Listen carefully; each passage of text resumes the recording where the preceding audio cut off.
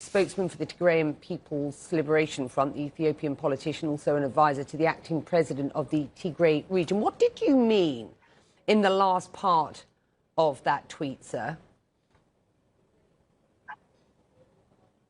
You mean the money-making enterprise part? Mm-hmm. Yes. Look, yeah, Abiy has been ratcheting up genocidal violence against the people of Tigray, and anyone who he thinks is standing in the way of his genocidal campaign.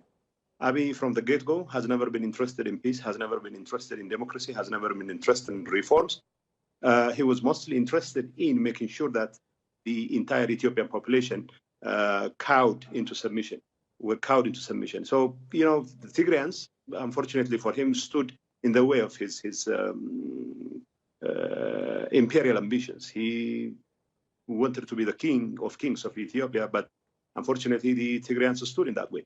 Now, after 9, 8, 10 months of violence against the people of Tigray, Abiy finds himself in a situation where he has to struggle for his life. Now that he realizes he's not in a position to turn the tide against our forces, he is trying to mobilize people, not just against TPLF or against our forces, but more importantly, against very people who are residing in other parts of Ethiopia, especially Tigrayans and Oromos. And of course, let's talk about what's happening on the ground. Hold on for 1 sec.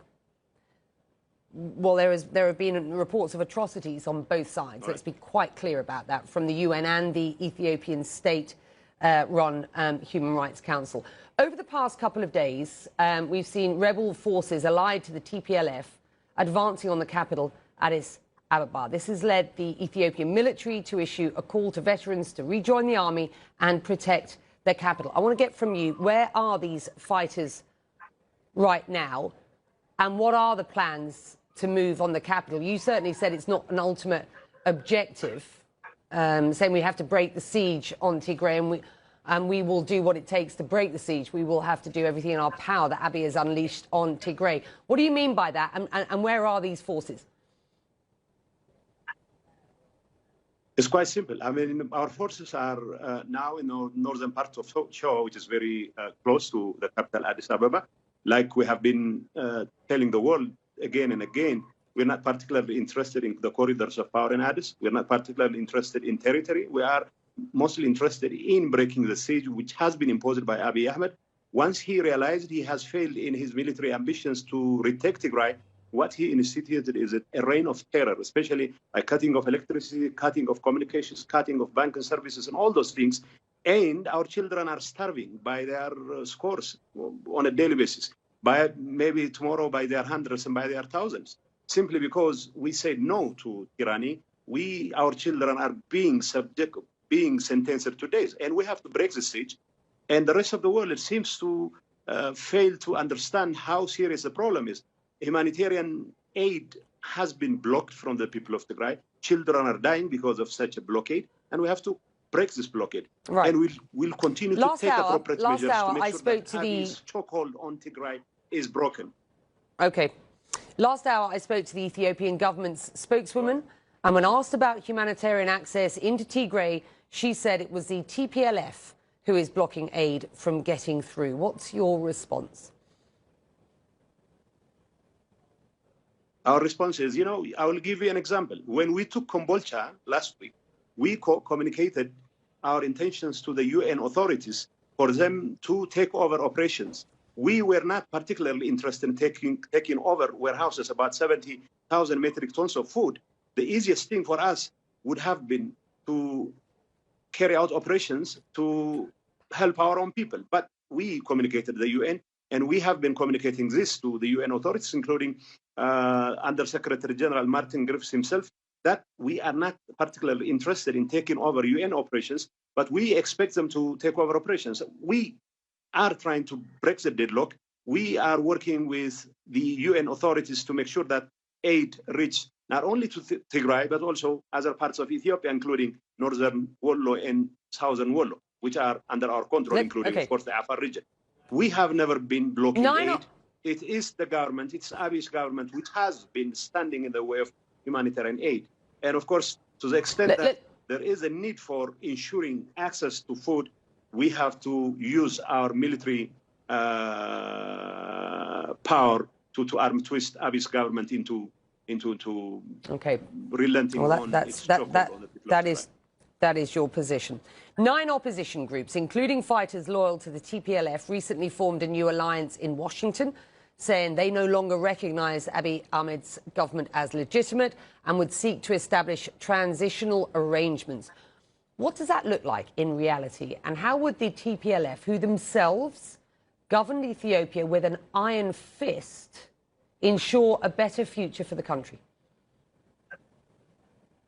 Well, whatever the superlative there when it comes to TPLF rule in Ethiopia, we know that people have issues, you know, but the fact that we are trying to break the siege, and of course the concomitant measures that we are going to take simply means that we have to coordinate our resources and our efforts with like-minded organizations. The list of organizations that you have alluded to is not an exclusive one. We still continue to work with other organizations which have vested interest in ensuring a stable transition in a post-Abiy world. We still are ready to extend olive branch. It's not us, but Abiy who's been standing in the way of peace. So whatever we do, why were you not prepared? Why were you not prepared to take the offer of a humanitarian ceasefire back in June? I mean, top Ethiopian government officials have completely downplayed rebel advances, claiming they yield little popular support.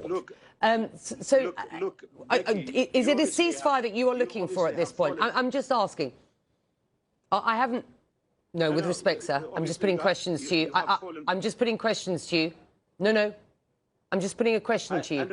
I understand. How do you respond to that? Let me respond to it. And are you prepared to take a ceasefire at this point? No. You see, the point is, people think that there was a unilateral ceasefire back in June. That was an absolutely false, because it was only after Abiy's forces took a beating, tried to take advantage of the situation to confuse the world, that they were calling for a unilateral ceasefire, where in actual fact they are making preparations to relaunch their attacks against Tigray. So we went ahead and neutralized the threat that continued to be posed against Tigray.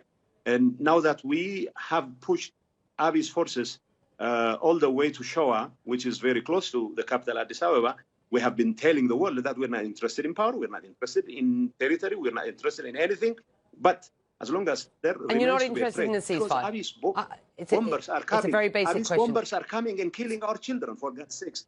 Abiy's bombers are killing our children day in and day out, for God's sakes. And we have to make sure that those dogs of war are restrained, and will continue to take measures. Otherwise, if there is readiness on the part of Abiy's government to sue for peace, we'll be more than glad to extend olive branch as well. But for Abiy to have his cake and eat it too, that's absolutely unacceptable. And we'll continue to take measures as long as there is no intention on the part of Abiy. Like you've been saying, he's been calling on the people of Ethiopia to rally against not TPLF, but also the people of Tigray, for God's sake. People are being rounded up in Addis simply because they belong to the Tigray national, the Tigray nation. So, yes, we have to be responsible enough to take measures to neutralize the threat.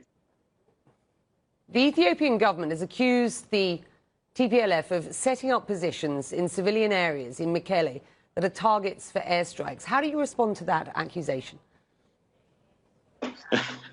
Look, we don't have military targets. If it was targeting me, I would have considered the legitimate military target. But targeting university compounds, targeting civilian residential neighborhoods, that is far from military target. And of course, Abiy knows pretty well he was targeting civilians because that's his way of terrorizing people. Now that his intentions to terrorize people is not working, he wants to continue. In fact, the other day in Desse, which is part in Wollo, in Amhara region, he targeted the Desse University with drones and fighter planes, bomber planes from the Ethiopian Air Force. And they were not military targets, obviously, but he wants us to attack and terrorize the people of Wollo for not falling for his tricks to fight against their own brothers and sisters. Well, I want to get a sense from you, because I'm not getting a sense from you that you see a solution to this anytime soon. A UN report released last week, and you will be well aware of this, found that both sides of this conflict are in gross violation of human rights. UN Human Rights Chief Michelle Bachelet said the UN had observed, and I quote her here, huge allegations of abuses by the Tigrayan forces since the Ethiopian government declared a ceasefire in June. The Ethiopian government also saying that Tigrayan forces killed 100 youths in a key town on the road to Addis as they advanced last week. I have to ask you, how do you respond to these allegations? Do you categorically deny them? I categorically reject the so-called report by UN High Commission for Human Rights, because it was practically written by Daniel Bekele, who is the head of the the Ethiopian Human Rights Commission, which works for Abiy Ahmed and company. Having said that, though, we have been consistent. I spoke to the UN co-writer of that report, who and we are said it is absolutely impartial. The UN didn't conduct, Becky, the UN didn't conduct independent investigation. In fact, they clearly admit to having missed out on the opportunity to investigate areas which they should have investigated. So I categorically reject it. But having said that, we are still open for an independent investigation. But I don't think Abiy is ready for that kind of investigation. With regard to the so-called killing of 100 youths in Kombolcha, it's just a figment of some Addis Ababa officials' imagination. It didn't happen. It didn't happen. It simply didn't happen. So if there are allegations that this indeed happened, we are more than willing to extend our cooperation for an independent investigation. That you don't think we'll find from Abiy's government side. We are hearing officials in many places around the world, not least in Washington and in London, sounding the alarm, cautioning that a civil war may be on the horizon. Is that what your expectations are at this point? Because there is nothing in what you have said to suggest that the TPLF will agree to a ceasefire at this point.